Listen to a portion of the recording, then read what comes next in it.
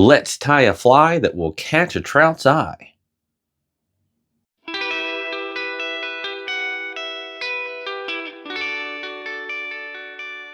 Hello, my fine fishing folks. Today I want to tie what is one of my all-time favorite foam flies. I am a big fan of foam flies, and if you're not, what's wrong with you?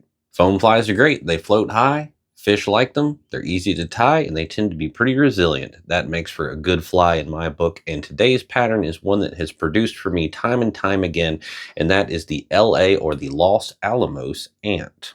This pattern is going to give the fish a little bit different look than something like the Chernobyl, which is a little bit more of a very in-your-face fly. While this one is too, it's also easier to scale down, and it's not quite as ultra bug-tastic. One thing I really like about this pattern is it's very easy to tie down to smaller sizes. We often tie this thing in a 16. I've tied it as small as an 18, which is, pretty small for a foam pattern. So I like that you can tie it super small, or you can take it super big if you want. It's a very versatile pattern. So let's head to the vise. I'll stop yapping about nonsense and we'll start tying something cool. Now, I'm not going to harp too much on hook size with this because you need to experiment with some different options. I'm down to an 18 here, a 16 here, and then we're jumping up to a 6 here. So you can tie this thing in all kinds of different sizes. You can really punch them in the throat, or you can offer them something a little more actually ant-esque. Totally up to you. I'm going to tie this one in a size 10. So as per the norm, we'll just lay down a little bit of a thread base here from the front of the hook back to about the barb. Alrighty, Roo, once you got that thread base laid in there, let's come in with 2 rubber legs. I am using bug legs from Fly Tires Dungeon. I like these. They move a little bit better. They don't degrade. Very nice legs. What we're going to do is we're going to take 2 of those legs. We're going to measure to be about the same size as our hook shank. And we are just going to tie that in coming off the rear of the fly. And I'll lash those in down to somewhere in the neighborhood of the barb and trim out that excess. Traditionally, this pattern used peacock on the body, which you can certainly use. I mean, nothing looks as good and buggy as peacock, but over the last few years, I've started using a peacock dubbing just because it's tough. If you're fishing this pattern for bluegill or anything like that, man, they can tear up a peacock feather pretty easily. And I want a pattern that's just going to last through a pile of fish. So I like to use a pseudo peacock dubbing. And what we're going to do here first and foremost is just lay down a little bit of that here at the rear. Not even going to dub the whole thing at the moment. We're just going to put in a little ball there because we're actually going to go ahead and come in with our foam. We're going to cut a strip of foam the same width as the hook gap, and if you want, you can taper the rear. That's up to you. You don't have to do that. And we're going to lay that in right here on the top, and I'm going to have the back of that piece of foam line right up with the back of the hook gap there, kind of at the widest point. And we are just going to get a couple lashes around that, tie it in right at this point, nice and tight. One thing you can do is you can do like you would with dumbbell eyes and actually come and do some wraps around your wraps and really cinch that down, and that will really help to lock that foam into place for you, and it won't want to roll. Once you're satisfied that your foam's fairly well locked in, what we're going to do next is we're going to take another piece of foam, and if you can see, I have cut this at a taper. If you cut this at a taper, it never really shows up. You can see on this pattern here, it's going to add to your float. It's going to give you a nice cider, and it doesn't really interfere with the bottom profile of the fly that much. So that's up to you. I've always done it this way. This is the way the pattern was originally tied, with this taper. So I cut it at that taper. We're going to lay it right on top here. I don't extend it all the way back.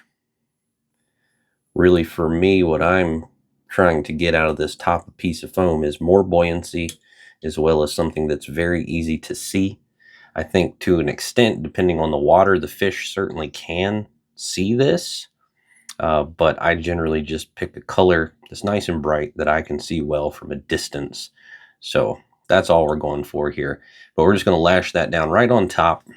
Now I'm going to jump up in front of everything here, and we'll dub up the rest of the way on the body here.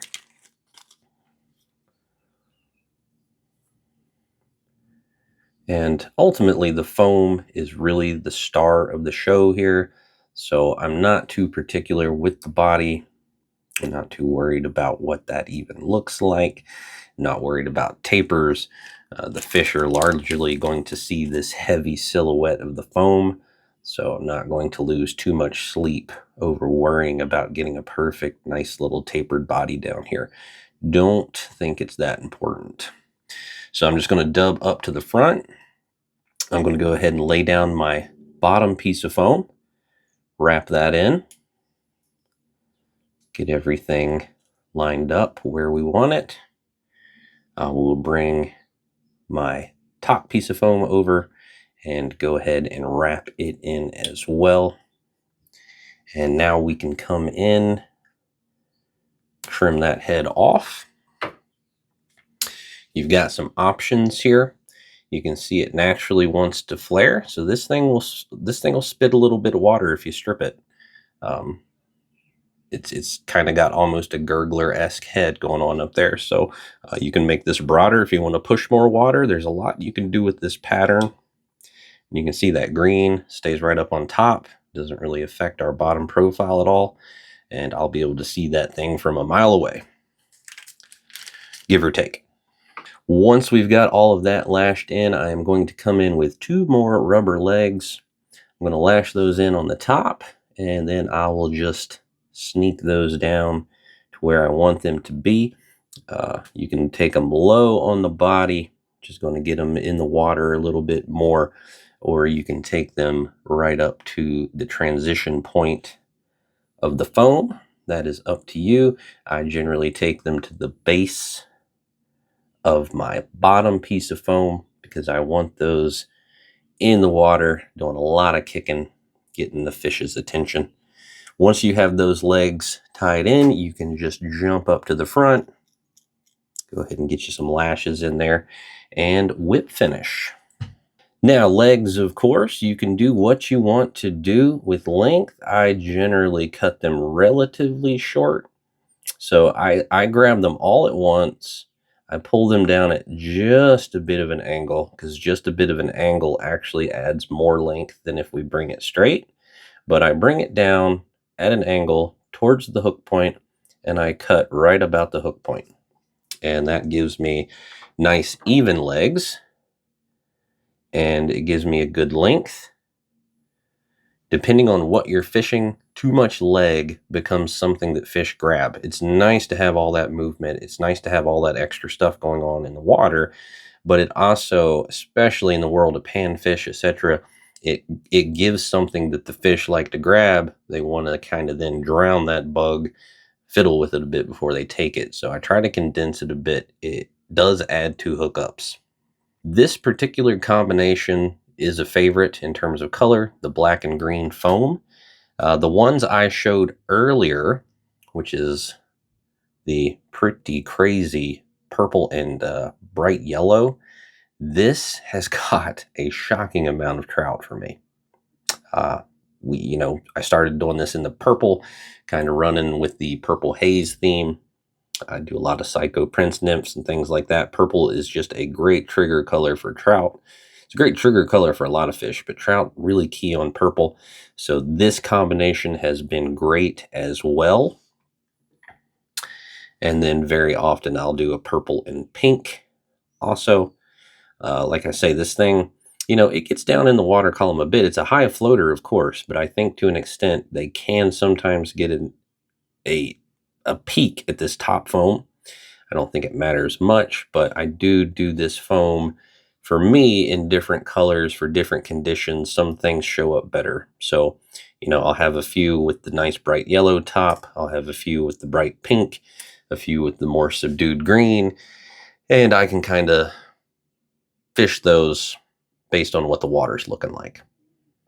And again, the great thing is you can take this thing down very small to, pretty much a true ant size.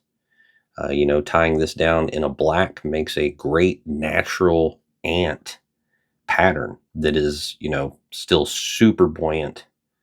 And that's one thing I really like about this particular, foam ant pattern is it's so easy to take it down and then also scale it up. We've scaled this thing up really big and caught a lot of largies and smallies off of it. So LA ant, what a versatile pattern. I've caught so many fish off this. So fun to fish. Great for dropper setups. Tie some up. You won't regret it. And tight line.